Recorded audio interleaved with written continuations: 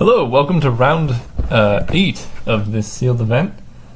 Let's see, we're on the draw.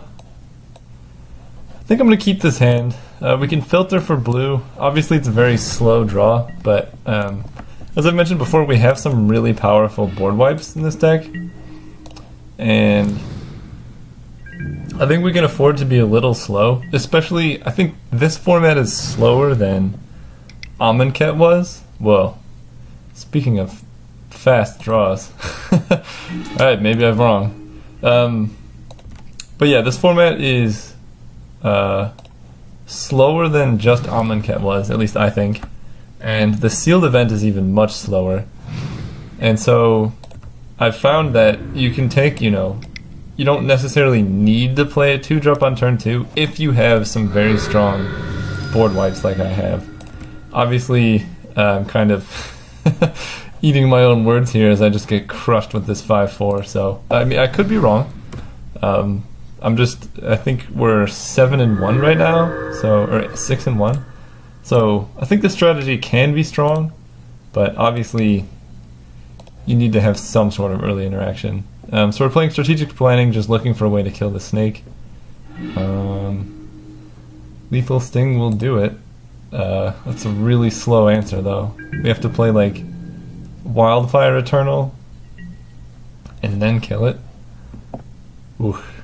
So this is gonna be a rough game, that's for sure. So maybe forget everything I said about this format not being fast. Still early on. Soul Stinger means we are dead. So we have enough time to play this and Lethal Sting, but it's gotta be fast. Manolith. Let's see. 1, 2, 3, 4. Huh.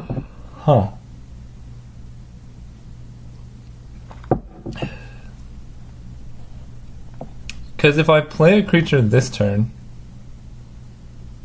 and then it dies, I'm just dead.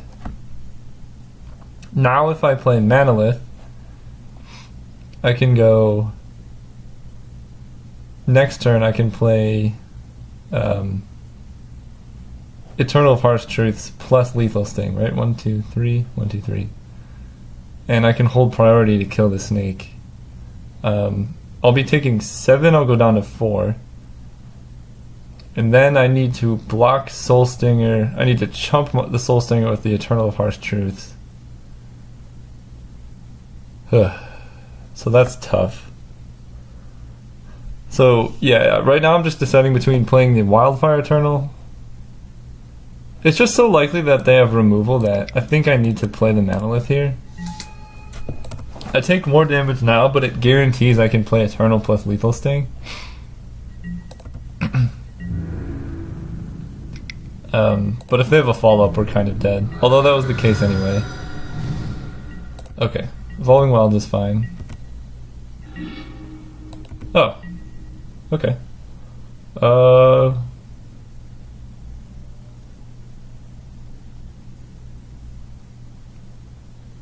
Yeah. So I can actually...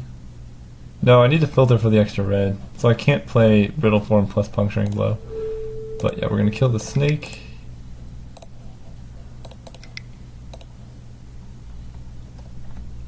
So we're going to fall to 2. So any pump spell, we're dead. I mean, they just saved their guy here with a pump spell even.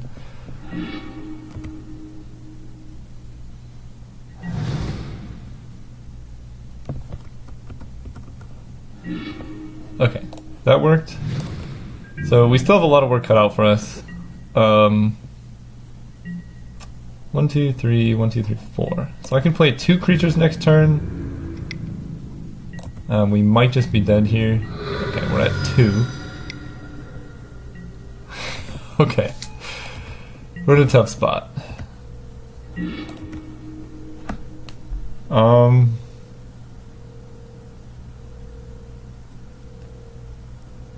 So we can play Eternal of Harsh Truths. Or actually we can now play 1, 2, 3, 1, 2, 3, 4. So I can play Wildfire Eternal plus Lethal Sting on the Bitterbow Sharpshooters. That lets me block the Soul Stinger if they have no removal whatsoever. Otherwise, I can play 2 creatures, but I'm still dead to removal. So I think this has the highest upside. So we're going to do that. 2, 3, 4. Lethal Sting, killing this. Alright, fingers crossed. Even if we survive this, we're not in great shape, but we at least have a chance this way because we can block here. Any pump spell, any removal spell, that, yeah. Alright, GG. So I saw at least 1 black creature, which I think I probably should have just not been playing this Sphinx.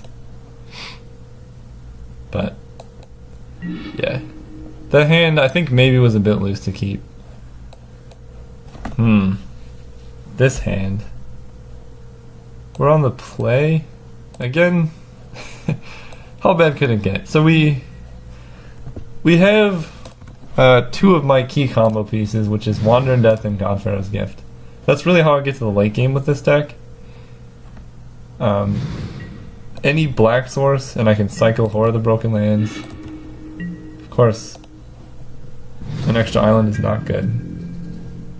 So I'm gonna cycle cycle Wandering Death here. We're just trying to hit black sources mostly. Okay, Ken Returnal's fine. So we cycle.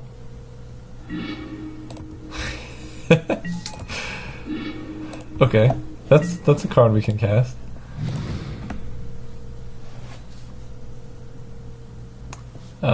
So swamps. Swamps are what we need. And our opponent to not play anything here would be nice. +1/+0. Oh, that's actually fine.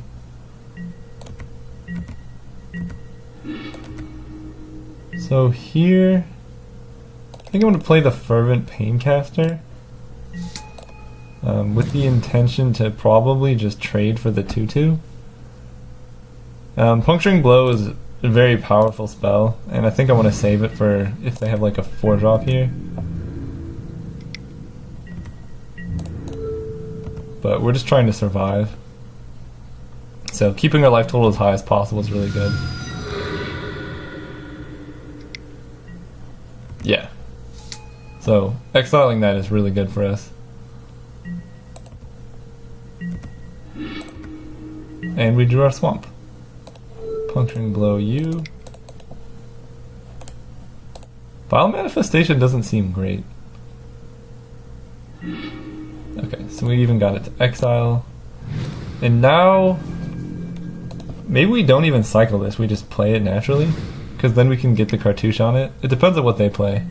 Colossopede. Yeah, I definitely want to cartouche up the Horror then.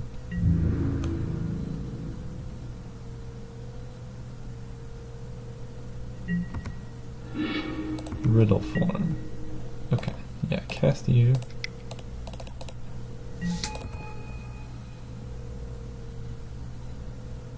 So we're taking 5, then we can hit back for 5 lifelink. Okay. Okay, that's rough. Taking 6.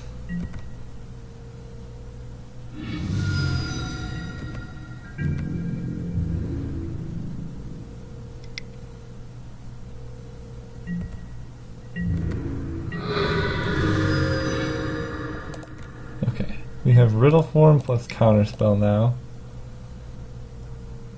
I'm really hoping to scry to find a swamp. Swamp would be great because then we could have board wipe plus Counterspell up. But we definitely need to find this swamp soon.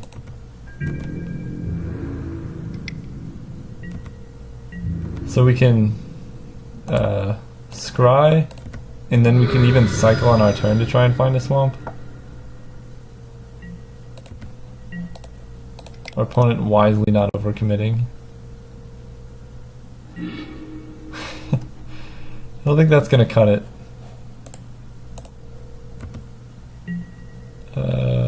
Yeah, so we just need to cycle here. Okay, there's the swamp.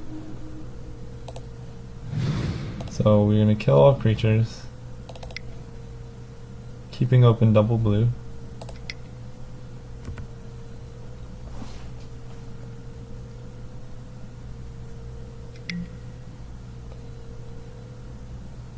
Heh. Till end of turn, and I can only counter it unless they pay for. Because this is not in the graveyard yet. Alright, well, that's game. That was really disappointing 2 games, but you know, you can't win them all.